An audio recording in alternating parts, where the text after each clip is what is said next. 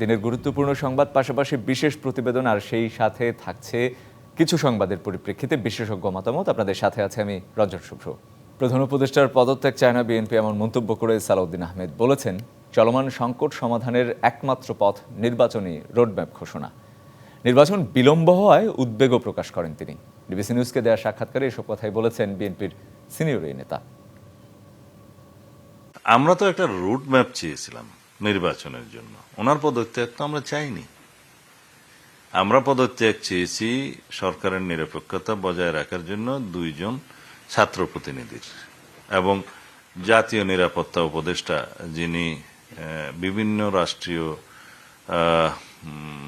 গুরুত্বপূর্ণ ইস্যুতে, যে ইস্যুগুলো আমাদের সার্বভৌমত্ব ক্ষুণ্ণ করতে পারে, কিন্তু প্রধান উপদেষ্টার কাছে আমরা ক্রমাগত দলীয়ভাবে আমরা বিভিন্ন সময় সাক্ষাৎ করে, আমরা পত্র দিয়ে সবকিছু ওনাকে বুঝিয়ে বলেছি যে আপনি একটা নির্বাচনী রোডম্যাপ প্রদান করেন, তাহলে রাজনৈতিক একটা স্থিতিশীলতা আসবে এবং রাষ্ট্রের বিভিন্ন বিষয়ে, ব্যবসা বাণিজ্য, বিনিয়োগ পরিস্থিতি, আইন শৃঙ্খলা পরিস্থিতি, সর্বক্ষেত্রে একটি শান্ত পরিস্থিতি বা স্থিতিশীলতা আনয়ন করা যাবে। কিন্তু উনি আমাদেরকে বারবারই আশ্বাস দিয়েছেন এবং শেষবার উনি আমাদেরকে হতাশ করেছেন। উনি ওনার প্রতিশ্রুতি থেকে সরে গিয়েছেন যে উনি ডিসেম্বরের মধ্যে নির্বাচন অনুষ্ঠানের লক্ষ্যে তার সরকারের সমস্ত কর্মকাণ্ড পরিচালনা করছেন। এই কথা উনি আমাদেরকে জানিয়েছিলেন গতবারের বৈঠকের আগের বৈঠকে। তারপর আমরা আশা করেছিলাম তিনি সেটা ওনার পক্ষ থেকে জাতির কাছে জানাবেন, নির্বাচন কমিশন অফিসিয়ালি জানাবেন, কিন্তু সেটা আমরা দেখিনি। কিন্তু আমরা দেখলাম কিছু উপদেষ্টার, কয়েকজন উপদেষ্টার বিভিন্ন রকমের বক্তব্য এবং বিভিন্ন পক্ষের বিভিন্ন রকম আচরণের মধ্য দিয়ে যে সরকারের মেয়াদ যাতে দীর্ঘায়িত হয় এবং নির্বাচন যাতে অনিশ্চিত পরিস্থিতির দিকে যায়, সেরকম আমরা পরিস্থিতি লক্ষ্য করলাম। এরপর আমরা আবার ওনার সাথে সাক্ষাৎ করলাম, কিন্তু উনি কোন রকমের আমাদের কথা উনি রাখতে চাননি। উনি নির্বাচনের রোডম্যাপ বিষয়ে বারবার বলেছেন ডিসেম্বর থেকে জুনে। তো এটা একটা তো অনির্দিষ্ট একটা কথা, বা আমি বলবো যে এটা একটা সারবত্তা নেই ওর মধ্যে। তিনি এখন মনে করছেন যে বিভিন্নভাবে বিভিন্ন কারণে উনি দায়িত্ব পালন করতে পারছেন না বা কাজ করতে পারছেন না, কিন্তু সেই জন্য কি আমরা দায়ী? আমরা ডিসেম্বরের মধ্যে নির্বাচন অনুষ্ঠানের জন্য যদি রোডম্যাপ না পাই, তাহলে সরকারকে সহযোগিতা করব কিনা সেটা আমরা গতকালকে প্রেস ব্রিফিং এ বলেছি।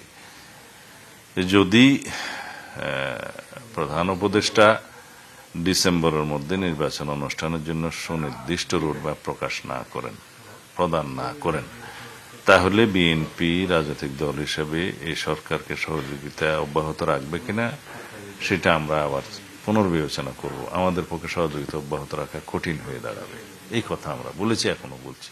রাষ্ট্র পরিচালনার বিষয়, এখানে আবেগের কোনো স্থান নাই। তিনি নির্বাচনের রোডম্যাপ ঘোষণা করার পরিবর্তে যদি নিজে পদত্যাগ করতে চান বা দায়িত্ব ছেড়ে দিতে চান, সেটা ওনার ব্যক্তিগত বিষয় হতে পারে, কিন্তু আমরা তো ওনার পদত্যাগ দাবি করিনি।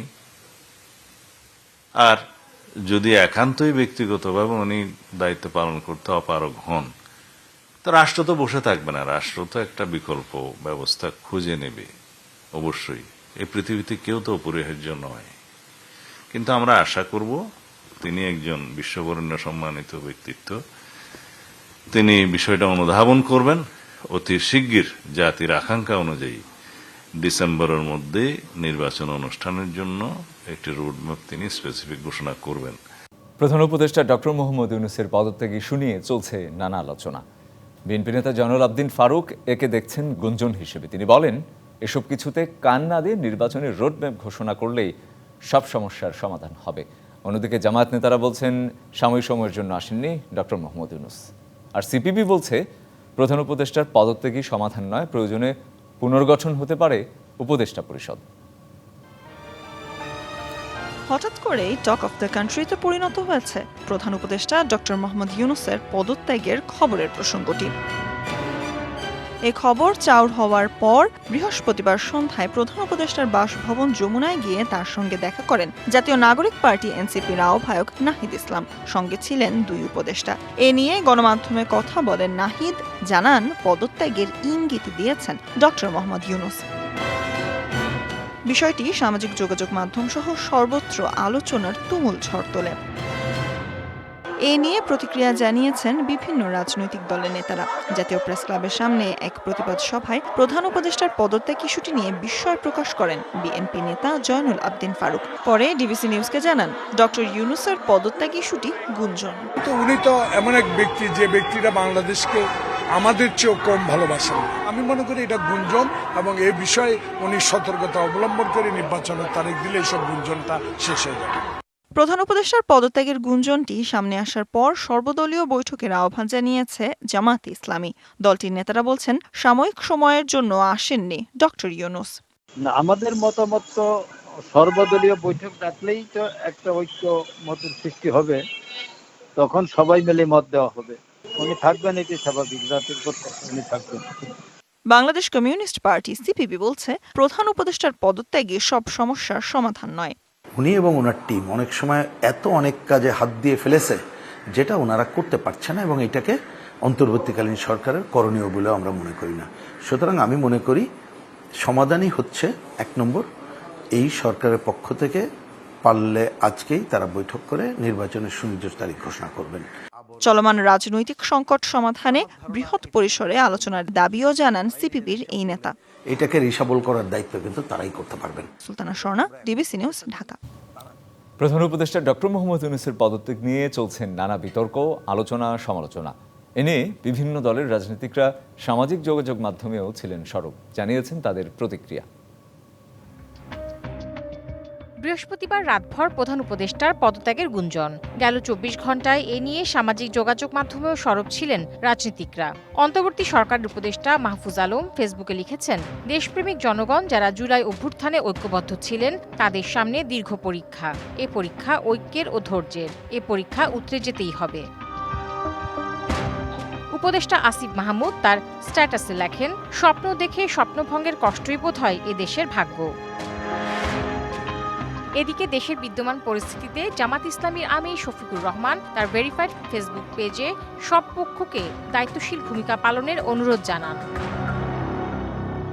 এবি পার্টির চেয়ারম্যান মুজিবুর রহমান মঞ্জুও তার ফেসবুকে লেখেন, জুলাই আগস্টে সবাই মিলে উপড়ে ফেলেছিল ফ্যাসিবাদের মূল। এখন আমরা সবাই মিলে যা করছি তা হলো অমার্জনীয় ভুল। দেশের এই পরিস্থিতিতে এনসিপির দক্ষিণাঞ্চলের মুখ্য সংগঠক হাসনাত আব্দুল্লাহও ফেসবুকে পোস্ট করেছেন। তিনি লিখেন, দেশের জন্য ঐক্যবদ্ধ থাকার কোনো বিকল্প নেই। এনসিপির জ্যেষ্ঠ যুগ্ম মুখ্য সমন্বয়ক আব্দুল হান্নান মাসুদ এক ফেসবুক পোস্টে লেখেন, নিজ স্বার্থে জুলাইকে ধ্বংস করা হয়েছে। Tahsina Jesy, DBC news, Dhaka. আন্দোলন, সড়ক অবরোধ সহ নানা প্রতিবন্ধকতায় ঠিকমতো কাজ করতে পারছে না অন্তর্বর্তী সরকার, এমন অভিযোগ করে পরিবেশ উপদেষ্টা সৈয়দা রিজওয়ানা হাসান জানালেন, শুধু নির্বাচন করার জন্যই দায়িত্ব নেয়নি এই সরকার। ভোট হবে ডিসেম্বর থেকে জুনের মধ্যে, এদিক সেদিক হওয়ার সুযোগ নেই। নতুন দল জাতীয় নাগরিক পার্টির সঙ্গে বিএনপির বিরোধ, পাল্টাপাল্টি কর্মসূচি, ইশরাক হোসেনের শপথ পড়ানো নিয়ে আন্দোলন, ছাত্রদলের অবরোধ, উপদেষ্টাদের পদত্যাগের পাল্টাপাল্টি দাবি, নির্বাচন, করিডোর সহ নানা ইস্যুতে চাপা উত্তেজনা রাজনীতিতে।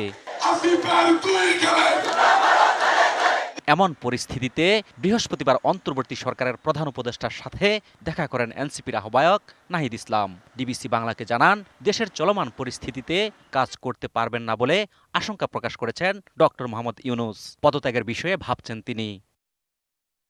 শুক্রবার এ নিয়ে কথা বলেন পরিবেশ উপদেষ্টা। জানান, প্রধান উপদেষ্টা কোনো সিদ্ধান্ত নিলে জানাবেন নিজেই। আর প্রধান উপদেষ্টা যদি কোনো সিদ্ধান্ত নেন কোনো ব্যাপারে, আমি প্রথম থেকেই বলে এসেছি যে উনি একটা সময় দিয়েছেন, ডিসেম্বর থেকে জুনের মধ্যে নির্বাচন হবে। তার একদিনও এদিক সেদিক হওয়ার কোনো সুযোগ আমাদের পক্ষ থেকে নেই। হ্যাঁ, কাজে এইগুলো নিয়ে অন্য ধরনের কোনো কথা বলারও কোনো সুযোগ হওয়া উচিত ছিল না, কারণ বারবারই বলা হচ্ছে যে একটা সময়সীমা দিয়ে দেওয়া হয়েছে। ঢাকা বিশ্ববিদ্যালয় সিনেট ভবনে বাংলাদেশ প্রাণীবিজ্ঞান সমিতির ২৪তম বার্ষিক সাধারণ সভা শেষে তিনি আরও জানান, শুধু নির্বাচন করার জন্যই দায়িত্ব নেই অন্তর্বর্তী সরকার। সংস্কার, জুলাই গণহত্যার বিচার ও নির্বাচন, এই ৩টি কাজ করতে পারলেই দায়িত্বে থাকা প্রাসঙ্গিক। শুধুমাত্র ইলেকশন করবার জন্য তো আমরা দায়িত্বটা নিইনি, যেহেতু আরও দুটো দায়িত্ব আছে, আমরা সেগুলো আসলে পালন করতে পারছি কিনা। কারণ আমরা দায়িত্ব নেওয়ার পর থেকে যার যত রকম দাবি আছে সব দাবি নিয়ে তারা রাস্তায় বসে যাচ্ছে। আমরা তো আগের থেকেই বলছি যে আমরা ক্ষমতা নেইনি, দায়িত্বে আছি। এই দায়িত্বটা পালন করা তখনই আমাদের পক্ষে সম্ভব হবে যখন আমরা সকলের সহযোগিতা পাবো। অজিত সরকার, ডিবিসি নিউজ, ঢাকা। আরও জানবো বিস্তারিত। বার্তাকক্ষ থেকে যুক্ত হচ্ছেন সিনিয়র রিপোর্টার আনোয়ার হোসেন এবং আমার সাথে আরও যুক্ত হবেন সংবিধান বিশেষজ্ঞ ও জ্যেষ্ঠ আইনজীবী অ্যাডভোকেট আহসানুল করিম। আমি আনোয়ার, আপনার কাছে যদি শুরুতে একটু জেনে নিতে চাই, যেটি হচ্ছে যে আপনি সারাদিন হচ্ছে রাজনৈতিক দলের নেতাদের সাথে কথা বলেছেন, সভা সমাবেশে গেছেন, তাদের মনোভাব কি? এই যে ডক্টর ইউনূসের পদত্যাগের যে বিষয়টি নিয়ে সর্বত্র আলোচিত হচ্ছে, তারা কি ভাবছেন, কিভাবে দেখছেন এই বিষয়টিকে? শুভ্র, বিষয়টি হচ্ছে যে ডক্টর ইউনূসের এই পদত্যাগ যে প্রসঙ্গটি গতকাল থেকে সন্ধ্যা রাত আজকে সারাদিন, মানে এক কথাই বলতে গেলে তুমুল আলোচনা সর্বত্র সেই জায়গাটি রয়েছে। আর এই যে রাজনৈতিক দলের যে নেতাদের সঙ্গে আমি দিনভরই কথা বলেছি, বিভিন্ন রাজনৈতিক দল, বিএনপির স্থায়ী কমিটির সদস্য সালাউদ্দিন আহমেদ, অর্থাৎ মূল যে বিষয়টি সেটি হচ্ছে যে এটা কিন্তু এক ধরনের, এমনিতেই তো রাজনীতি যে আমাদের যে অবস্থা, অস্থিরতা চলছে, তো সেই জায়গা থেকে এই প্রসঙ্গটি সেই অস্থিরতার মাত্রা যদি বলি বা ঘনত্ব যদি বলি, সেটা অনেকটাই কিন্তু বাড়িয়ে দিয়েছে। অর্থাৎ সব মিলিয়ে যেটি এই রাজনৈতিক দলগুলো, দলের নেতারা যেটি বলার চেষ্টা করছেন যে এটি কোনোভাবেই মানে একটি সহজ সহনশীল রাজনীতির জন্য বিষয় নয়, কারণ এটি এমনিতেই একটা উদ্বেগ চলছে, তো সেইখানে এই উৎকণ্ঠার জায়গাটি, এই প্রসঙ্গটি অনেকটা বাড়িয়ে দিয়েছে। তাতে করে মূল যে বিষয়টি তারা বলার চেষ্টা করছে সেটি হচ্ছে যে এই পদত্যাগ করা বা না করা, এই যে প্রসঙ্গ, এই বিষয়গুলোকে আসলে পাশ কাটিয়ে মূল যে বিষয়টি সেই জায়গায় আসলে খুব বেশি গুরুত্ব দেওয়া দরকার। অর্থাৎ রাজনৈতিক দলগুলো, বিশেষ করে বিএনপি থেকে শুরু করে অন্যান্য যে রাজনৈতিক দলগুলো আছে, তারা কিন্তু নির্বাচনী যে রোড ম্যাপের বিষয়টি তারা বলে আসছেন যে একটা সুনির্দিষ্ট রোড ম্যাপ সরকারের পক্ষ থেকে ঘোষণা করা হবে, সেই জোর দাবিটি কিন্তু আমরা আজকেও দেখেছি, বিশেষ করে এই ঘটনাকে কেন্দ্র করে। অর্থাৎ তারা বলার চেষ্টা করছে যে আজকে যে অবস্থাটি তৈরি হয়েছে, প্রধান উপদেষ্টা ডক্টর মোহাম্মদ ইউনূসের পদত্যাগ থেকে শুরু করে এই যে পাল্টাপাল্টি যে বিষয়গুলো হয়েছে, অর্থাৎ বিএনপি বলছে দুজন উপদেষ্টার পদত্যাগ থেকে শুরু করে জাতীয় নিরাপত্তা উপদেষ্টা রয়েছে তার পদত্যাগ, অর্থাৎ এই যে পদত্যাগের যে বিষয়গুলো, পাল্টাপাল্টি কর্মসূচির যে বিষয়গুলো রয়েছে, তো এই বিষয়গুলো সব কিছু পাশ কাটিয়ে সামনের দিকে এগিয়ে যাওয়ার এবং সুষ্ঠু সমাধানের মূল পথ সেটি হচ্ছে যে একটি আনোয়ার, আপনাকে থামিয়ে, আমি বুঝতে পেরেছি আপনার কথা, থামিয়ে যদি একটু জানতে চাই যে রাজনৈতিক অস্থিতিশীলতা চলছে, এই ধরনের বিষয় বা ইস্যু যাই বলেন না কেন, সেগুলোকে এই অস্থিতিশীলতাকে আরো বাড়িয়ে দিতে পারে কিনা, সেই ব্যাপারে রাজনৈতিক নেতাদের মতামত কিছু জানতে পেরেছেন কিনা? নিশ্চয়ই শুভ্র, সেটি হচ্ছে অস্থিরতা অবশ্যই বাড়াতে পারে, এটি কিন্তু আশঙ্কা তারা করছেন। এতে করে এই ধরনের যে প্রসঙ্গগুলো আসছে, এটি নিঃসন্দেহে অস্থিরতা বাড়াবে। একই সঙ্গে আপনি নিশ্চয়ই, আপনাকে এটা মনে করে দিই শুভ্র, সেটি হচ্ছে যে আমরা কিন্তু দেখেছি আজকে বাংলাদেশ সেনাবাহিনীর যে ফেসবুক ভেরিফাইড পেজ, সেখানেও কিন্তু আসলে বলা হয়েছে যে কোনো ধরনের গুজবে কান দেওয়া যাবে না। তার মানে কি? তার মানে এই যে বিষয়গুলি, এই কনসার্নিংয়ের বিষয়গুলো কিন্তু আসলে প্রতিটা মহলে সর্বত্র কিন্তু আসলে ছড়িয়ে যাচ্ছে। সেক্ষেত্রে মূল যে বিষয়টি সেটি বড় আকারে বলতে গেলে যে সমস্ত রাজনৈতিক দলগুলোর সঙ্গে সরকারের, অর্থাৎ একটা বড় পরিসরে একটা আলোচনার জায়গা তৈরি হয়েছে, সেটি করে কিভাবে আসলে খুব দ্রুত একটি নির্বাচনী রোডম্যাপ ঘোষণা করা যায় এবং তার পরিপ্রেক্ষিতে একটি বাংলাদেশকে টোটাল নির্বাচনমুখী একটি পরিবেশের মধ্যে নিয়ে যাওয়া যায়, এটি হচ্ছে আসলে মূল বিষয়। আনোয়ার, আপনাকে ধন্যবাদ। আমি আমার সাথে অ্যাডভোকেট আহসানুল করিম যুক্ত আছেন, আপনাকে স্বাগত আমাদের আয়োজনে। আমি যদি শুরুতে একটু জানতে চাই যে যেই ইস্যুটি সামনে এসেছে ডক্টর ইউনূসের পদত্যাগের বিষয়টি, সত্যি তিনি যদি পদত্যাগ করেন সেই ক্ষেত্রে আইনি এবং সাংবিধানিক কোনো জটিলতা তৈরি হবে কিনা দেশে, এটি দিয়ে আলোচনা শুরু করতে চাই আপনার সাথে। ধন্যবাদ। এই সরকার কিন্তু কনস্টিটিউশনাল কোনো ম্যান্ডেটের আন্ডারে কিন্তু আসেননি, সুতরাং ডক্টর ইউনূস বা অন্য যারা উপদেষ্টা হয়েছেন তারা কনস্টিটিউশনের কোনো বিধান মোতাবেক তারা উপদেষ্টা হননি বা প্রধান উপদেষ্টা হননি। সুতরাং কেউ যদি এখানে পদত্যাগ করেন তো সেক্ষেত্রে কনস্টিটিউশনাল কোনো গ্যাপ সৃষ্টি হবে না। সেক্ষেত্রে পরবর্তীতে উপযুক্ত কোনো ব্যক্তিকে অল্টারনেটিভলি অ্যাপয়েন্ট করা যেতেই পারে। জি, অ্যাডভোকেট সিনিয়র অ্যাডভোকেট আহসানুল করিম, যদি আরেকটু জানতে চাই যে আমরা ধরে নিচ্ছি ডক্টর ইউনূস পদত্যাগ করবেন না, আর যদি তিনি করেন বর্তমান যে অন্তর্বর্তী সরকার আছে সেটি থেকে যাবে কিনা, নাকি নির্বাচনকালীন তত্ত্বাবধায়ক কোনো সরকার গঠন হতে পারে, সেই বিষয়টা জানবো। আর আপনার আসলে মতামতটা শুনবো। যদি ডক্টর ইউনূস সত্যি যদি পদত্যাগ করেন, তো সেই ক্ষেত্রে তিনি পদত্যাগ করছেন এবং তার জায়গায় নতুন কোনো উপদেষ্টাকে, উপযুক্ত গুণসম্পন্ন কোনো উপদেষ্টা, প্রধান উপদেষ্টাকে বাছাই করতে হবে। অন্যান্য যারা উপদেষ্টা আছেন তারা স্বয়ংক্রিয়ভাবে চলে যাবেন না। সুতরাং উপদেষ্টা যারা আছেন তারা সেভাবেই থাকবেন। নতুন যাকে নিয়োগ করা হবে বা যাকে পছন্দ করা হবে সর্বদলীয় মতে তিনি উপদেষ্টা হবেন, তিনি প্রধান উপদেষ্টার পদে তখন অধিষ্ঠিত হবেন। সেক্ষেত্রে নির্বাচনের প্রসঙ্গে যদি আসি, যে নির্বাচনকালীন কোনো তত্ত্বাবধায়ক সরকার কি গঠন করতে হবে কিনা?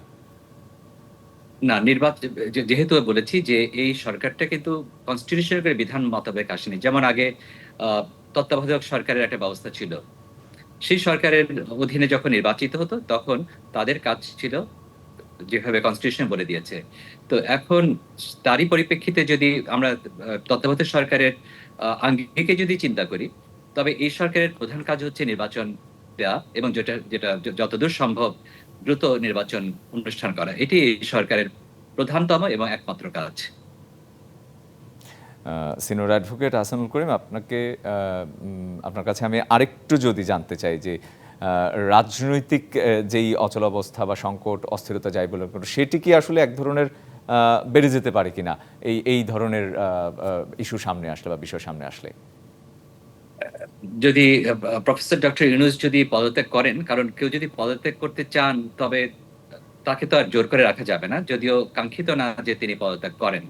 কিন্তু তিনি যদি ধরে নিয়ে যদি তিনি পদত্যাগ করছেন, তবে সেই সাথে সাথে আমাদেরকে চিন্তা করতে হবে যে পরবর্তী অল্টারনেটিভ কাকে নিয়োগ করা যায় এবং তিনি কতটুকু উপযুক্ত, এবং তিনি যদি উপযুক্ত ব্যক্তি হন এবং সেই ক্ষেত্রে তিনি সেটা যে পরিস্থিতির সৃষ্টি হতে পারে সেটাকে তিনি সামাল দিবেন, এটি আশা করি। অ্যাডভোকেট আহসানুল করিম, আপনাকে অসংখ্য ধন্যবাদ আজকে আমাদের সাথে যুক্ত হয়ে সময় দেওয়ার জন্য। ধন্যবাদ। বাংলাদেশে পুশিন করতে নতুন কৌশল নিচ্ছে ভারতীয় সীমান্তরক্ষী বাহিনী বিএসএফ। রাতে সীমান্ত বাতি বন্ধ করে গেল এক সপ্তাহে ৩২ জনকে পঞ্চগড়ের সীমান্ত দিয়ে বাংলাদেশে পুশিন করা হয়েছে। এ খবরে বিজিবি টহল জোরদার করলেও আতঙ্কে স্থানীয় বাসিন্দারা। দেশের বিভিন্ন জেলায় ভারত থেকে সীমান্ত দিয়ে পুশিনের ঘটনা ঘটছে গত ৩ সপ্তাহের বেশি সময় ধরে। তবে উত্তরের জেলা পঞ্চগড়ে পুশিনে এবার ভয়ঙ্কর কৌশল দেখা গেছে বিএসএফের। রাত ১২টার পর থেকে নিভিয়ে দেওয়া হয় সীমান্তের আলো, অন্ধকার নেমে এলে ঠেলে দেওয়া হয় লোকজনকে। পঞ্চগড় সদর উপজেলার বড়বাড়ি ও বোদা উপজেলার ডানাকাটা দারিয়ারমোড় সীমান্ত এলাকা দিয়ে ঘটছে এমন পুশিনের ঘটনা। গেল বুধবার গভীর রাতে বড়বাড়ির সীমান্তে এই পদ্ধতিতে নারী ও শিশুসহ ২১ জনকে পুশিন করে বিএসএফ। ভোরে তাদের আটক করে বিজিবি। সদর থানায় করা হয় মামলা। রাত ১২টার সময় তারা যে ভারতের সীমানার যে লাইট আলো তারা বন্ধ করছে, বন্ধ করার পরে পুশিং করছে। যে ২১ জনকে প্রেরণ করা হয়েছে, পুশিং করা হয়েছে, তাদেরকে নাকি গুজরাট থেকে বিমান যোগে আনা হয়েছিল এবং তারা বিএসএফের বাসে করে আমাদের সীমান্ত দিয়ে পার করা হয়েছে। এরা সবাই ভারতের গুজরাটে বাসাবাড়িতে কাজ করতেন। সীমান্ত পাড়ি দিয়ে ভারতে ঢোকেন দীর্ঘদিন আগে। ভারতীয় পুলিশ তাদের আটক করে বিমানযোগে কলকাতায় এনে পশ্চিমবঙ্গের বিভিন্ন সীমান্তে নিয়ে যায়। পেটের জ্বালায় গেছিলাম আমরা, কিচ্ছু আমরা বানাই নাই। এখন আমরা আসতেছিলাম, আমাকে সব তাড়িয়ে দিচ্ছে, বলে বাঙালি একটাও রাখবো না, তোমরা সব চলে যাও, ধরে ধরে আমাকে নিয়ে আইছে। আর ১৬ মে গভীর রাতে বোদা উপজেলার দারিয়ারমোড় ও ডানাকাটা সীমান্ত দিয়ে একই পদ্ধতিতে নারী শিশুসহ ১১ জনকে পুশিন করে বিএসএফ। চিন্তিত আছি, সচেতনও আছি, সবসময় কড়া দৃষ্টিপাত ক্রিয়া করতেছি। বিজিবি ভাইদের সাথে আমাদের যোগাযোগ সবসময় থাকতেছে। মানে বিজিবি সহ আমরা রাত ২টা বা ৩টার মধ্যেও আমরা আর কি টহল পাটি আমরা সাথে থাকি আর কি। তবে পতাকা বৈঠকে করা প্রতিবাদ জানিয়েছে বিজিবি। জোরদার হয়েছে টহল ও গোয়েন্দা নজরদারি। প্রতিবাদ জানিয়েছে এবং তাদের বলেছে যে ন্যাশনালিটি চেক করে তুমি যদি বাংলাদেশে আমরা নিয়ে আমরা নেব না, তখন ওরা এইটা যে করছে পুশিন, এটা ওরা অস্বীকার করে আর কি। পুশিন বন্ধে সীমান্তে আরো কঠোর হওয়ার দাবি স্থানীয়দের।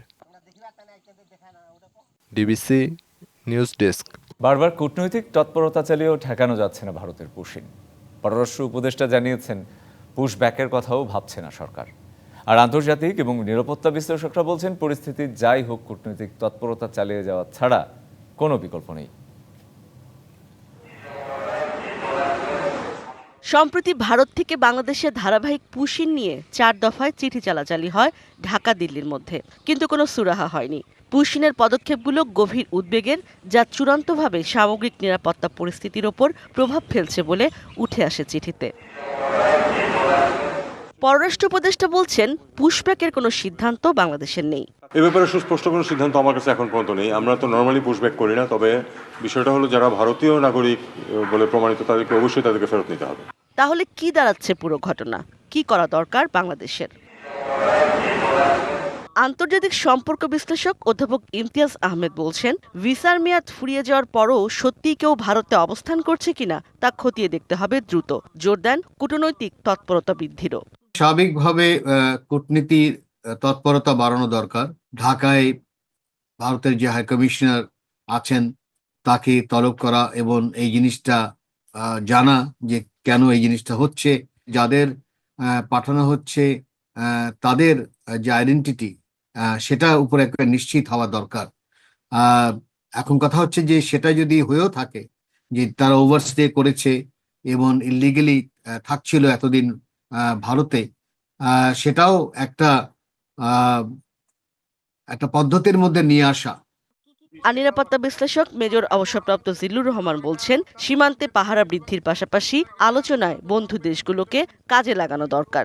এটা যখন তখন যা মুখে আসে না বলে আমাদের কূটনৈতিক তৎপরতা চালিয়ে রাখতে হবে। আর আমাদের প্রতিপক্ষের সঙ্গে তাদের যাদের সাথে ভালো সম্পর্ক আছে, বন্ধু হিসেবে তাদের সাথে যোগাযোগ করে তাদেরও কাজে লাগা যেতে পারে। তবে কোনোভাবেই আমাদের সীমান্ত অরক্ষিত রাখা যাবে না এবং তাদের ইচ্ছাকে, অনৈতিক অযৌক্তিক ইচ্ছাকে কোনোভাবেই আমরা এন্টারটেইন করব না। এটা পরিষ্কারভাবে একটা বার্তা দিতে হবে। চলতি মাসেই বিভিন্ন সীমান্ত দিয়ে প্রায় 400 জনকে পুশিন করেছে ভারত। ইশরাত জাহান উর্মি, ডিবিসি নিউজ, ঢাকা। বার্তাকক্ষ থেকে সরাসরি যুক্ত হচ্ছেন স্টাফ রিপোর্টার সুলতানা স্বর্ণা। তার কাছ থেকে এই বিষয়ে আরও জানবো।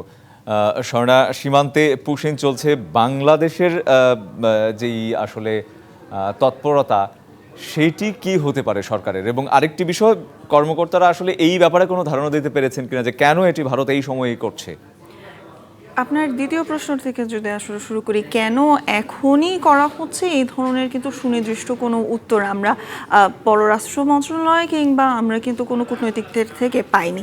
তবে সেক্ষেত্রে বাংলাদেশ এবং ভারতের যে বর্তমান দোদুল্যমান একটি সম্পর্ক বিরাজ করছে সেটির দিকেই কিন্তু অনেকে ইঙ্গিত করেছেন এবং পররাষ্ট্র উপদেষ্টাও কিন্তু বারংবার সেদিকেই ইঙ্গিত করেছেন।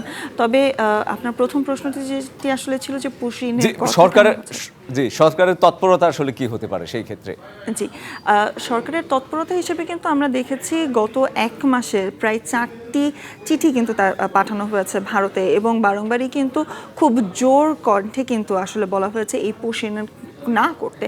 এবং বাংলাদেশের আমরা নিউজটিতেও কিন্তু আসলে দেখছিলাম, উর্মি বলছিলেন যে পুশ ব্যাকের কিন্তু বাংলাদেশের তেমন কোনো ইতিহাস নেই, অর্থাৎ ভারত থেকে বাংলাদেশে পাঠানো হয়েছে এমন কোনো নাগরিককে কিন্তু ভারতে আবার ঠেলে পাঠায়নি বাংলাদেশ, এমন ইতিহাস আমাদের তেমন নেই। তবে সেক্ষেত্রে যারা আসছেন পুশিন যাদেরকে করা হচ্ছে, অর্থাৎ গত 15 দিনে আমরা একটি হিসাব দেখেছি প্রায় 400-র বেশি নাগরিককে কিন্তু পাঠানো হয়েছে এবং সেক্ষেত্রে বাংলাদেশি যেমন রয়েছেন তার পাশাপাশি UNHCR এর কার্ডধারী রোহিঙ্গারাও কিন্তু রয়েছেন, যাদের 15 কিংবা 20 বছর ধরে বাংলাদেশি কিন্তু ভারতে অবৈধভাবে অবস্থান করছেন, তাদেরকে বাংলাদেশে রাখা হবে এমনটা কিন্তু মন্তব্য করেছেন এরই মধ্যে পররাষ্ট্র উপদেষ্টা। তবে যারা রোহিঙ্গা কিংবা যারা ভারতীয় নাগরিক এবং তাদেরকে যদি বাংলাদেশে পুশিন করা হয় তাদের ক্ষেত্রে আসলে কি করা হবে এটি নিয়ে ভারতের কাছে কিন্তু শেষ যে চিঠিটি পাঠানো হয়েছে সেই চিঠিতে কিন্তু মন্তব্য করা হয়েছে। তবে আপনি বাংলাদেশ এবং ভারতের বাংলাদেশের কি করণীয় নিয়ে যদি প্রশ্ন করেন, সেক্ষেত্রে আসলে যুক্ত করতে হয় যে সীমান্ত, সেই সীমান্তকে জোরদার করার কথা কিন্তু বলা হচ্ছে, এবং পুশ ব্যাকের নজির যেহেতু বাংলাদেশে নেই, সেক্ষেত্রে এই সীমান্তকে যেন আরও মানুষকে পুশিন করা না হয় সেদিকে কিন্তু লক্ষ্য রাখা হচ্ছে। এবং আমরা কিন্তু দেখছি যে শুধুমাত্র একটি দুটি জেলা বা একটি দুটি সীমান্ত থেকে কিন্তু পাঠানো হচ্ছে না, সেখানে আমরা কুড়িগ্রাম যেমন দেখেছি, ছাগলনাই, ফেনী থেকে দেখছি, পঞ্চগড় থেকে দেখছি, বিভিন্ন জেলা থেকে বিভিন্ন পয়েন্ট থেকে হয়তোবা 4 জন 5 জন এবং ক্ষেত্র বিশেষে আমরা দেখেছি 10-এর বেশি মানুষকেও কিন্তু একবারে পোষণ করা হয়েছে। তো সেই দিকে কিন্তু নজরদারি আরো বাড়ানোর কথা বলা হয়েছে। স্বর্ণা, নজরদারির প্রসঙ্গে যদি আসি, যেটি হচ্ছে যে কর্মকর্তাদের সাথে আপনি কথা বলেছেন, পররাষ্ট্র উপদেষ্টার ব্রিফ কভার করেছেন, সেই ক্ষেত্রে নিরাপত্তা ঝুঁকি যেটি তৈরি করছে কিনা, যদি করেই থাকে সেই ব্যাপারে বাংলাদেশের আসলে সেটি বাংলাদেশ কতটা গুরুত্ব দিয়ে দেখছে, নিরাপত্তা ঝুঁকি তৈরি হলে সীমান্তে সেটি কিভাবে মোকাবেলা করা যায় সেই ব্যাপারে আসলে কোনো ধারণা দিয়েছে কিনা? নিরাপত্তা ইস্যু নিয়ে যদি আসলে বলতে হয়, শুধুমাত্র পররাষ্ট্র মন্ত্রণালয় থেকে নয়, আমরা কিন্তু সেনাবাহিনীর পক্ষ থেকে এবং বিজিবির পক্ষ থেকেও কিন্তু আমরা শুনেছি যে তারা আরও কঠোর নজরদারি করবে। তবে সেক্ষেত্রে পুশিনের ব্যাপারটিতে কিন্তু কয়েকটি জিনিস মাথায় রাখতে হবে। রোহিঙ্গাদের যাদেরকে পুশিন করা হচ্ছে তাদের বিষয়টি অনেক সেন্সিটিভ, এবং যারা কার্ডধারী তাদের শরণার্থীদের নিয়ে কিন্তু এক ধরনের রাজনীতি চলে। বাংলাদেশে যারা অবৈধ ভারতে বসবাস করছেন তাদের নিয়ে এক ধরনের রাজনীতি চলে, এবং অবৈধভাবে হয়তোবা গরু নিতে কিংবা অন্য যে কোনো কারণে একদিন বা দুদিন আগে ভারতে প্রবেশ করেছে তাদেরকে আবার পোষণ করা হচ্ছে। তাদের ক্ষেত্রে কিন্তু রাজনীতির প্রেক্ষাপটটা একদমই ভিন্ন, এবং সব কিছুর দিকেই কিন্তু আমরা যখন কথা বলেছি তখন কিন্তু নিরাপত্তা বিশেষজ্ঞরাও বলেছেন যে নজরদারির পাশাপাশি কিন্তু বিজিবি এবং বিএসএফকে কিন্তু তারা সহনীয় হতে বলেছেন, এবং দেশের যে নিরাপত্তা রক্ষীরা রয়েছেন তারা যেন একটু নমনীয় হয়ে এই জিনিসটিকে আসলে পর্যবেক্ষণ করেন, এমন কথাও কিন্তু বলা হয়েছে। তবে সেক্ষেত্রে আগ্রাসী যেন কোনো দেশ না হয়, এই ধরনের সেই আহ্বানও আসলে দুপক্ষের প্রতি থাকছে। শোনা, আপনাকে ধন্যবাদ। ডিবিসি নির্বাচিত সংবাদ ছিল এখনকার মতো। ডিবিসি নিউজের সংবাদগুলো পড়তে ভিজিট করুন dbcnews.tv, আরও ভিজিট করুন ডিবিসি নিউজের ফেসবুক পেজ এবং ইউটিউব চ্যানেল। সঙ্গে থাকুন।